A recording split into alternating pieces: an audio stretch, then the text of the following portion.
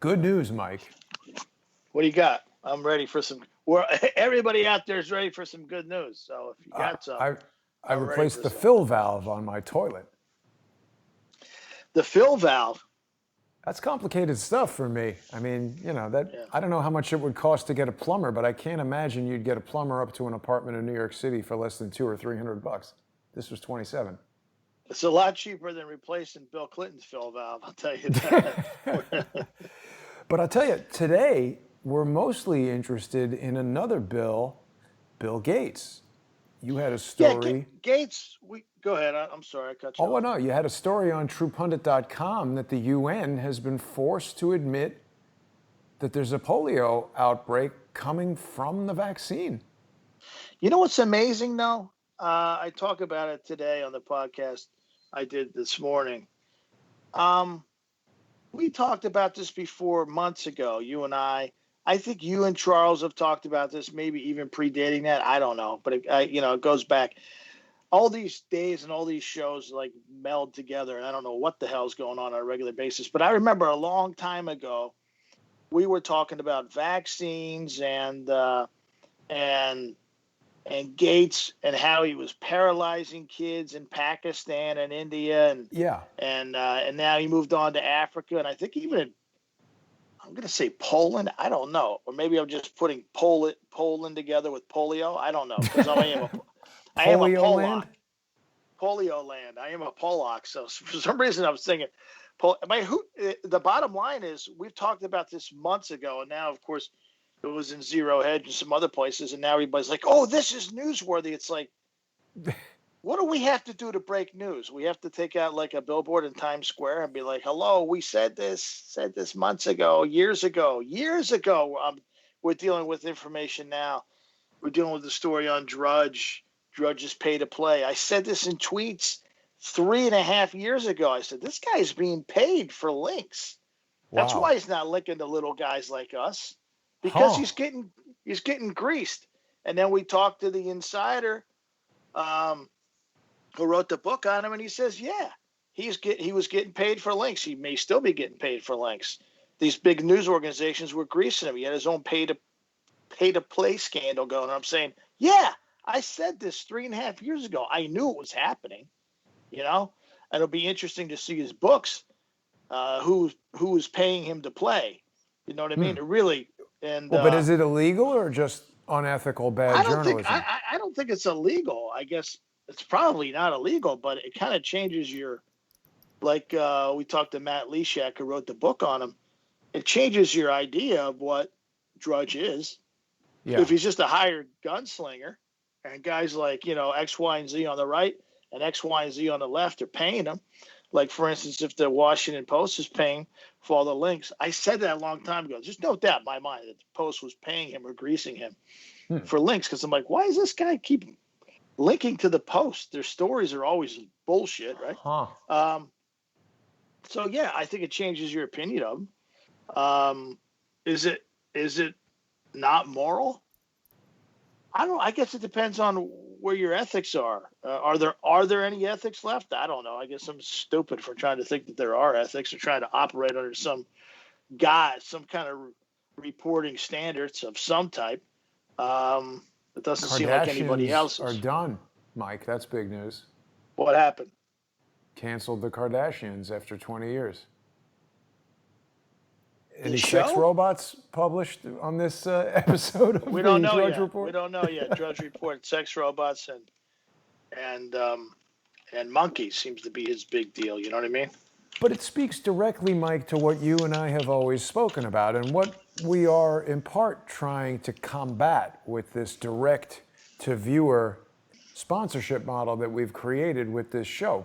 People who watch know that we have just sort of a preview segment here where we let everybody know what we're going to be talking about, but the show is actually on subscribestar.com/TruePundit, patreon.com/TruePundit, and subscribestar.com and patreon.com/crowdsourcethetruth.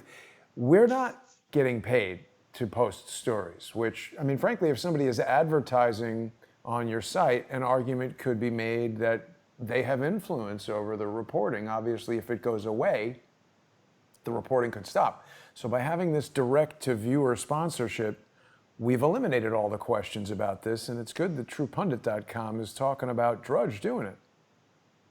Well, I mean, Drudge has gone out of his way to stick it up our ASS, many times. So he's written around us. He's taken it's. So when I saw that going on for 2 or 3 years, I said, "Wait a minute, what's going on here? Why wouldn't he link to the source? Instead, he'll link to somebody who picks up our stories." And I was thinking, "Oh, that's weird. Well, maybe just because I'm the new kid on the block." And then after a while, I started to think, "This is a scheme. He's getting paid to do this. He's getting paid." So somebody will pick up our story, and they'll link to our story, right? They'll say, "Oh, this was in True Pundit," but you know that whoever picks it up is going to get all the traffic, and we get like just a little residual. Even if there is a link, we've had times where they say, "Oh, this was in True Pundit," and there's no link. It's like, "Oh, thanks a lot." You know what I mean? It's such a dirty business, but Well, and that's upsetting, Mike, because they say, "Oh, what are you talking about? We gave you credit." But obviously, if there's not a link, it's just so many fewer people will actually get to the site. Yeah, we pick up from people all day long. Every story has a link. Every freaking story goes back to the source. Read more, and then it goes back to the source. You have to do that. That's because it's the right thing to do, right? You take a little bit of their story. Sometimes you can change it around or add stuff to it, and then you put a link. So it goes to that, it goes to the place. And we can tell by traffic who's clicking through things and things like that and getting to the source. And so can the people on the other end. That's why they don't care if you aggregate from their website, because they see exactly how much traffic your site is sending their site, and it's a win-win. But when you don't put in the link, or you write around things, like if we do a story, okay, we did some stories in 2016 election. They were massive stories. Yep. And like Alex Jones would pick it up, and it would be on the front of InfoWars. Well, Drudge doesn't link to us. He links to Alex Jones, who mentions us. Right. It's like, wait a minute. And we get hosed. We get hosed on the traffic. I mean, all you need is like one. Back in the day, I don't think it's this way anymore because his traffic is so far down. Alex now Jones? Drudge is no Drudge. Drudge is like 50%. He's pulling 50%. I'm not talking about Alex Jones. Drudge is like 50% of where he was a year ago. His it's down 50%. It's crazy. People, obviously, he's pivoted to the left, and he's gone anti-Trump, so he's going to lose readers. A good amount of readers. And so, but it is what it is. We just keep plugging away, just like you. People take shots at us all day long. They diss us, and we keep plugging away. And slowly but surely, we keep getting a little bit bigger and a little bit bigger and a little bit bigger. Eventually, we'll be at a size where they're like, "Holy shit, how did they get that big? We weren't paying attention to them." Right. And that's the goal. But the Gates stuff that you and I have been talking about. Where's the White House, bro?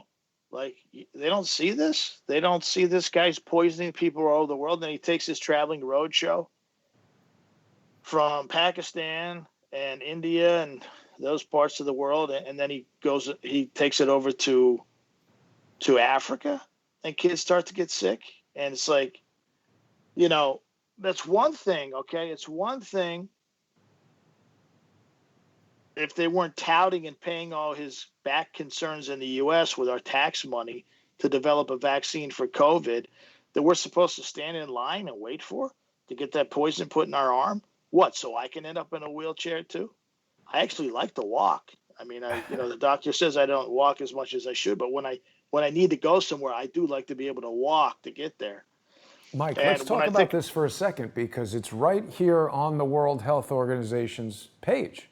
They've released a press release saying that Sudan has identified a circulating vaccine-derived poliovirus. That's pretty clear what they're talking about.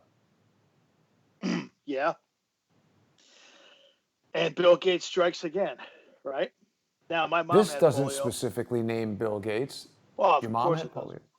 Yeah, my mom had polio, so I know what it's like. Thank God that for a vaccine, I wouldn't even be here, obviously. But so it's like a very nasty thing. Could really do a number on you. And it was big. And she was born in 44. So it was rampant, right? When she was a teenager. She got it when she was like 16, I think, 16 or 17. Whoa. So at the end of the 50s, she got it. So, and it did a number on one of her legs, like just vicious. So, but what I'm saying is, this isn't the first problem. And you've talked about it before with other guests, and it's all over the place. Like the Melinda Gates scheme in Africa with prenatal care of pregnant African women, and that went really haywire, and a lot of people started dying and getting sick. And they're like, oh, well, we're doing such a great job with our foundation. Are you really? Really? You're doing a great job because nobody in the U.S. is paying any attention to you, and because even though the FDA is feckless and crooked, at least it has some kind of oversight. Not in other countries, it doesn't, right? So these guys, they go around the globe and they use people as human guinea pigs with these crazy vaccines. This guy is like, he's maniacal, Bill Gates, and the wife is no better. She's, I mean, am I wrong about this? I don't think so. I mean, we've heard about how Margaret Sanger, the founder of Planned Parenthood, she was an admitted eugenicist. They still give out that Margaret Sanger award. They put all those Planned Parenthoods initially into predominantly black neighborhoods and try to encourage abortions among black people. They do. They encourage them, because I grew up in a very diverse neighborhoods, in lower income. And that was like the thing, because I was friends with a lot of black girls. And they were like, yeah, it's no big deal. I'm like, no, it's a big deal. You don't want to go through that. And they're like, nah, it's no big deal. Just go down to clinic. I'm like, you don't want to put yourself through that. You got to be a little bit more discerning. You know what I mean? Yeah. But they're just like, that's just the way it is. It's almost like you're going out and you're making a regular doctor's appointment. They didn't think anything of it. And not just African-American girls, but also white girls I call it under the poverty line. I don't know how else to say it. I'm so afraid to be politically incorrect. God forbid you say one thing wrong. The whole thing gets wiped off of YouTube. It's like, wait a minute. Yeah, it's like I don't know what to call it. We were poor kids, and you don't see. Listen, when you're poor, you don't see things through. There is no racial prism. You're all screwed. Yeah, you don't see this guy's black. Maybe initially, if you move into a neighborhood, you see things that way. But after a while, you all get to know everybody. You have Puerto Ricans, and you have Hispanics and blacks and whites, and you're all kids, right? You're all preteens and stuff. You're all screwed. And your parents are all out working. So you're kind of, left to fend for yourself. There's no like race wars and gang wars. You're just trying to figure out how to hustle and where you're going to go with your life. You know what I mean? It's kind of crazy. So that's that. So I think it's still true, Mike. It's less to do with racial status and more to do with economic status. I mean, you look at somebody like Jussie Smollett. He's, seems to be friends with Obama and friends with Kamala Harris, and he's been tangling with the Chicago PD there for over a year. Vastly different than if somebody who was broke, whether they were white or black, got into that situation. You just wouldn't even necessarily have the option of getting a lawyer. Yeah, it's unfortunate, and they use now these real slick charlatans in the black community, so to speak, use the impoverished blacks, African Americans, and even the whites, and they pretend that there's this like massive uprising in lower income communities where you feel like Black Lives Matter, right? Oh, that's not how people feel under the poverty line. They're just hustling. They all recognize that they're screwed. But these folks sell and they package these charlatans. They're race hustlers. They package these things to make it seem like, oh, this is a groundswell in poor communities. No, it's not. When you live in a poor community, you are literally surviving every day to get to the next day. There's no like, oh, we're going to go on vacation in 6 months. Oh, for Christmas, we plan on going here. We plan on summering here. You're literally thinking about food. You're thinking about making your heat bills in the winter and stretching your dollars and stuff like that. There's no time for Norma Ray bullshit in the street. You don't have that. So the very fact an emergency could be something like, oh man, the toilet broke. We don't have money for a plumber. How do you fix that? We need to use the toilet. Those type of things really occupy your attention when you don't have an easy solution. Or the guy up above you, or lives above you, his toilet broke, and now you lost Flooding. Everything. And guess what? You don't have any renter's insurance because you couldn't afford it, and you didn't have anything worth fucking insuring anyhow, right? Because Now you got nothing. Now you got everything's wet, okay, and now you got nothing. So what are you going to do, right? Your clothes are wet. I mean, these are things that happen, right? Where's the money? Where's the $1 billion from Bank of America that went to Black Lives Matter? And I've said it to you before. Those dollars never make it back to the street, to the people that really need it, right? Everybody picks at these things, right? Like a sticky bun. You put out a big sticky bun on the table, and everybody takes a little piece, and before you know it, if you're late to the party, you get to lick the plate. You know what I mean? That's like what it's like when you grow up in poor communities. These people are not in this. Do you see who's in the streets? Yeah, it's all white people with fancy bikes. With $200 shoes. I saw some guy running wild. I said, it's like a pair of True Religion jeans, like $300. Really? My whole wardrobe was worth $300, maybe. You know what I mean? Well, let me ask you this, Mike, because there's been a lot of talk about how Thousand Currents is connected to this Act Blue, and there's all these different things that are using the Black Lives Matter name to raise money, but aren't properly registered in New York and other states. Then we had this article last week saying that Joe Biden was going to break a record, $300 million raised in August. How do we know that this money wasn't redirected to him from charities that people presumed were Black Lives Matter?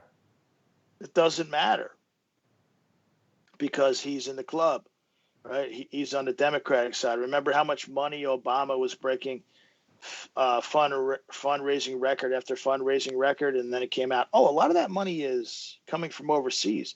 Oh, that's against FEC rules and FEC guidelines. Oh, no problem. The guy is like, he's black and he's running for president. You can't be too harsh. So, whoa, wait a minute. This is against the law, right? Now, if Trump was doing that, or a GOP candidate was doing that, forget about it. You end up in prison. So it's like, it's very interesting. It's what Dick Morris was talking about, former advisor to President Clinton, was saying that if this year's election, right, if it goes to the courts and it's decided in the courts, the way that things have changed since 2000, when that election went to the courts for 39 days, whatever it was, the way that the courts have been changed since then, packed with Democrats, that it's a stacked deck. Good point. And in these states that are swing states like Wisconsin and Pennsylvania, right, the courts are all loaded with Dems, and the government are all loaded with Dems, right? Dem governors, Dem courts, and what? It goes to an appeals court, then it goes up the ladder. Morris is talking about it goes up the ladder to the Supreme Court. Who's the deciding vote on a split court?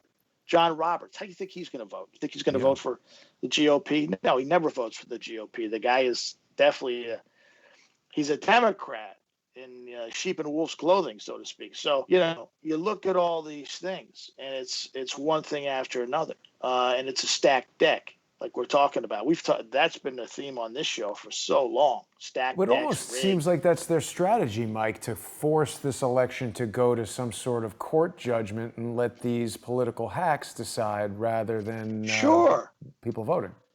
Well, look what they did. That didn't happen in 2016 because I think they were caught quite off guard. Even on election night, up until about 10:30 at night Eastern Standard Time, they were giddy little bitches on TV saying, oh, this is a big win for Hillary. And then people are like, wait a minute, it doesn't look so good. And you see their faces, like, I'll never forget their faces of like Megyn Kelly, just like staring at the camera like, what? This guy's going to win? And so why would they want that to happen again? You're not supposed to have a voice out here. I mean, they teach you that in school, but it's not reality. You know, we've found that out so many different times. I mean, just look at whatever state you're living in, and your governor decides exactly major, massive infringements on your civil rights and civil liberties, right? You don't have any rights. You don't have any rights. They can be negated by some idiot like Cuomo. I mean, you're living this every day. You're living this every day. I'm living in Pennsylvania with this idiot Wolf. And millions of people around the country in different states are living this as well. So how can Cuomo say that Trump caused the New York coronavirus outbreak? That's just... Well, he has to say that. The guy is basically, he should be on trial for manslaughter. So what's he going to say, you know? These guys are serial liars. They have no soul. They have no moral compass.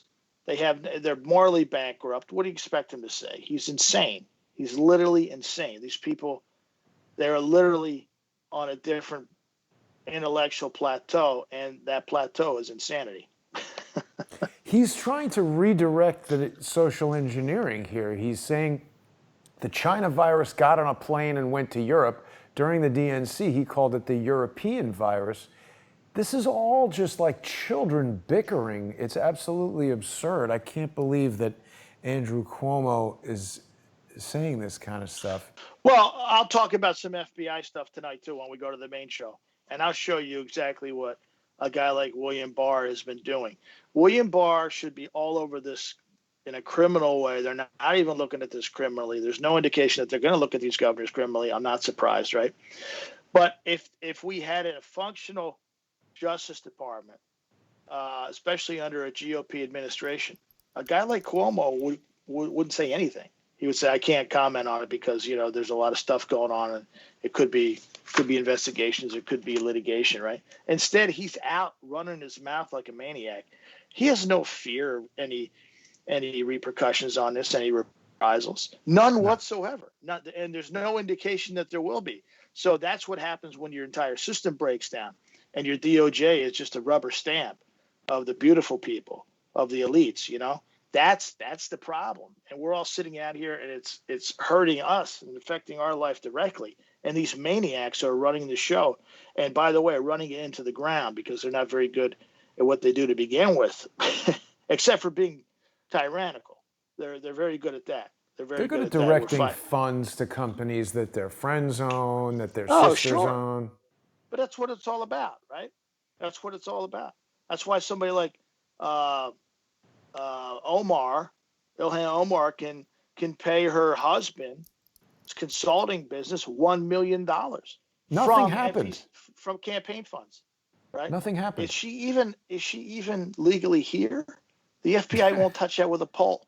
They won't touch it with a pole. Well, why? She hits all the check boxes. She is a woman. Okay. She's a Muslim. Okay. Those are the only two check boxes you have to hit. those are the only two you got to hit. 3, she's from a different country. Okay. So those are 3 areas people don't want to go into and touch whatsoever when they're politically correct. And the entire system, as we know, is politically correct. Like we said earlier, you can't even say a wrong thing. God forbid. God forbid you make a mistake on your show or I ever said something on this show live and it was just taken out of context. Like I used to say, yeah, this guy and his winged monkeys, they're out of control. Now that references to Wizard of Oz, where the Wicked Witch of the West, I don't think she was white or black. I remember her being green. So it's an affront to green people now. Yeah. The monkeys were green. She was green. And people say, that's racist. No, it's not. You're going to get a letter from the Jaundice Society of America. You don't make fun of green people. You can't. You have to be careful with everything you say, right? Unless you're on the other side of the aisle. And then this Omar chick, she's very smart and manipulative. And then she uses that against everybody because she's almost untouchable. And she's proven that she's untouchable. I mean, the journalist got kicked off of Twitter and social media like Laura Loomer for saying that, hey, this broad is here illegally. Yeah. And they said, you can't say that. There's no proof. And guess what? The FBI investigated it. And according to many sources, they said, yeah, she basically is here illegally, but we're not going to touch it. Or she's probably here illegally, or there's some kind of marriage fraud involved. It's like, wait a minute. What did you call those people for this? If now you're saying that it's true and you're not going to do anything, it doesn't make it. So it's literally insane. You have to like walk around and tiptoe around on somebody who may not even be here legally. And that's doesn't even matter if you're here illegally or not, or whether you broke laws to get here. Now you're breaking laws while you're here. Funneling. We got some breakup Who knows happening, how many times this chick's Mike. been married? Can you hear me? You're breaking up a little bit there. I don't know why Comcast is always letting us down. I know you recently upgraded the connection, but you know what? We're in a moment where we need to get everybody ready for the transition over to the sponsor-exclusive segment. Shut up. So I just want to remind everybody to tune in on subscribestar.com and patreon.com/truepundit, and subscribestar.com, patreon.com/crowdsourcethetruth. Don't forget, late night tonight, early morning, you're going to have a new episode of the Thomas Paine podcast. And of course, sponsors of True Pundit on Subscribestar and Patreon get access to the video version of Paine in the Morning with no ad breaks. So that's a good way to listen to Mike's daily podcasts and also support True Pundit. And don't forget, you can get your news every day from True Pundit. That's another good thing for people to do. So, Mike, we'll be back in just about 3 minutes on Patreon and Subscribestar. Yeah, cool, man. Lot of get stuff everybody to Thanks, knock off the Fortnite or whatever it is that's sucking up the bandwidth. You know what? We never have a problem when it goes to Patreon. It's only YouTube. That's true. It's the weirdest thing. That's the weirdest thing. Yeah. Well, we'll be there in just a minute. We'll see everybody on Patreon and Subscribestar. Thanks for watching. Thanks, man.